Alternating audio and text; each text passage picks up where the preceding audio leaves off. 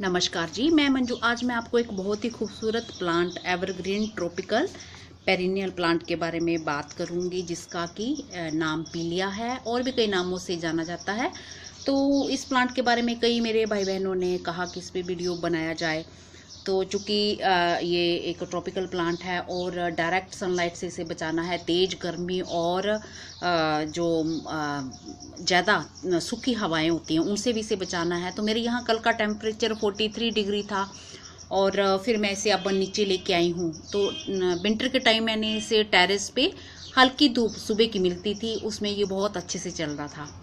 तो अब चूँकि इसकी समर के टाइम भी इसकी मुझे केयर करनी पड़ेगी, तो मैंने सोचा आज मैं वीडियो बनाती हूँ, बाकी चीज़ें भी बताऊँगी और समर की केयर भी बीच में ही हो जाएगी। तो इस पे वैसे इसके जब फ्लावर्स आए थे तो मेरा ख्याल है अक्टूबर महीने में खिलना स्टार्ट हुए थे। तो नवंबर में मैंने इस पे फ्लावर्स पे एक वीडियो बनाया था, वीडियो नंबर 871। तो सफ़ेद और पिंक कलर के जो फूल आए थे, तो वो आप वीडियो मेरा देख सकते हैं। तो चलो अब इसके जो बारे में चर्चा करते हैं। पीलिया के अलावा इसे एल्युमिनियम प्लांट के नाम से भी जाना जाता है। इसके अलावा इसे फ्रेंडशिप प्लांट, वाटरमेलन पीलिया के नाम से भी जाना जाता है। ये चाइना और वियतनाम का नेटिव है। ये बहुत ही तेज़ी से बढ़ने वाली सकुलेंट हर्ब है। इसकी हाइट अप्रोक्सीमेटली 1 फुट होती है। इसकी जो स्टेम होती है, ये आप देख रहे हैं, ये बड़ी नरम मुलायम जो स्मूथ होती है।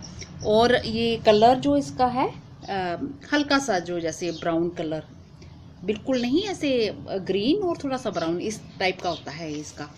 इसकी जो लीव्स होती हैं 2 से 3 इंच और ये बेस से यहाँ से ये गुलाई लिए हुए होती हैं, ये ऐसे गुलाई, और ये एंड में ये पॉइंटेड होती हैं यहाँ ऐसे, इस तरह से ये होती हैं। ये बहुत पतली, फ्लैशी और ग्रीन कलर के होते हैं। इसके सेंटर और किनारों पर ये आप जैसे देख रहे हैं, ये सेंटर ये ऐसे, और ये किनारों पर ये सिल्वर कलर के ये निशान होते हैं। तो इसलिए इसे एल्युमिनियम प्लांट के नाम से जाना जाता है।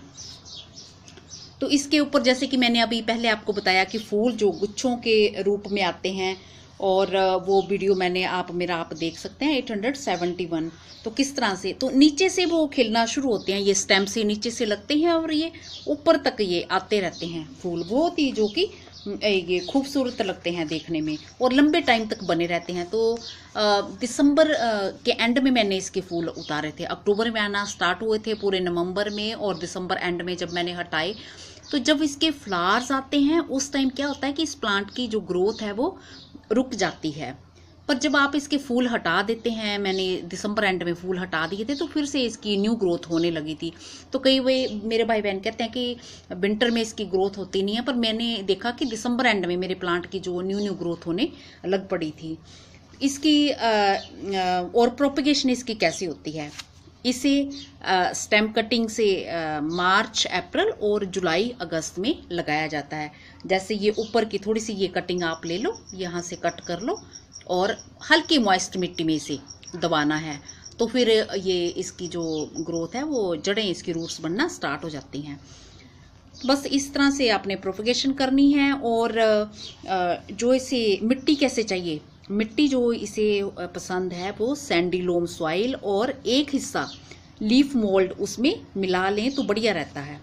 तो बस एक हिस्सा आपने सैंडी लोम सॉइल, जैसे कि मैंने आपको बताया हुआ, रेत मिली दोमट मिट्टी होती है वो मिलानी है, और एक हिस्सा पत्तियों की खाद। तो बस यही आपने बनाना है। और इसे धूप कैसे चाहिए, तो ये जो प्लांट है ये शेड में ज़्यादा अच्छे से ग्रो करता है। इसे डायरेक्ट सनलाइट से बचाना है, और सूखी गर्म हवा, जैसे कि मैं अभी आगे पहले बता चुकी हूँ, और हाई टेम्परेचर से बचाने की ज़रूरत है। जैसे कि अब मैं बचाऊंगी, इसे मैंने नीचे रख दिया है और प्लांट्स के आसपास, ताकि सीधी हवा इसे ना लगे। और मिट्टी जो इसकी कैसी होनी चाहिए, मिट्टी इसकी जो हल्की मॉइस्चरी आपने रखनी है। इसकी केयर काफ़ी कुछ जो है बिगोनिया की तरह मिलती जुलती है, जैसे बिगोनिया की केयर की जाती है उसी तरह से। और वाटरिंग कैसे करनी है, तो वाटरिंग आपने बहुत ज़्यादा सोगी मिट्टी नहीं करनी है इसकी, नहीं तो बारीक बारीक जो रूट्स हैं वो आपकी डैमेज हो सकती हैं, वो गल सकती हैं और प्लांट आपका मर सकता है। बस मिट्टी को आपने हल्का मॉइस्ट रखना है। और ना ही मिट्टी को आपने ड्राई रखना है, हल्का मॉइस्ट रखना है। तो इस प्लांट को, पिलिया को, आप हैंगिंग बास्केट में लगा सकते हैं, पोट्स में लगा सकते हैं, क्यारियों में लगा सकते हैं। तो बॉर्डर के रूप में ये बहुत ही सुंदर लगते हैं। और इसे बुशी करने के लिए आप इसकी पिंचिंग करते रहें तो ये बहुत ही जो घना प्लांट हो जाता है। तो बस केयर नाम से इसके साथ यही सब करना है। हाँ, मैंने इसे सकुलेंट हर्ब बोला। सकुलेंट हर्ब जो पत्ती है, जो स्टेम में इसके जो पानी भरा रहता है, ये सकुलेंट है, इस तरह से है। और हर्ब क्यों बोला? जो कि छोटे प्लांट्स रहते हैं। कई मेरे भाई बहन पूछते हैं, उनको लगता है कि जो हर्ब मसाले वगैरह होते हैं वही होते हैं। कई बार मुझे जैसे कमेंट बीच में आए हैं, तो जो छोटे हाइट के जो छोटे छोटे प्लांट्स होते हैं तो उन्हें हर्ब ही बोला जाता है। तो होप करती हूँ कि ये क्लियर हो गया होगा और ये वीडियो मेरे बहन भाइयों को ज़रूर पसंद आया होगा। और कुछ पूछना चाहते हैं तो पूछ सकते हैं।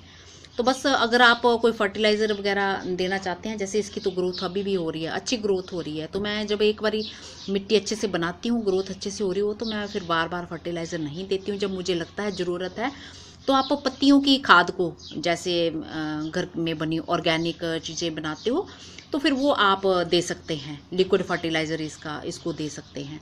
ऐसा कुछ नहीं है कि इतने दिनों में देना है या इतने दिनों में देना है। तो बस मैंने ये जो केयर की है, आप सितंबर महीने में ये मेरा प्लांट देख सकते हैं। सिर्फ एक स्टेम थी इसकी छोटी सी और इतना घना हो गया है। हालांकि मैंने इसकी कोई पिंचिंग वगैरह भी नहीं की कुछ खास, क्योंकि इस ऐसे ही बड़ा अच्छा चल रहा है ये। तो चलते चलते कुछ और दिखा दूँ। ये मेरे हिबिस्कस पे देखा जो मैंने ग्राफ्ट किया हुआ है, तो कितना सुंदर फूल, ये लगातार कितने टाइम से आए ही जा रहे हैं।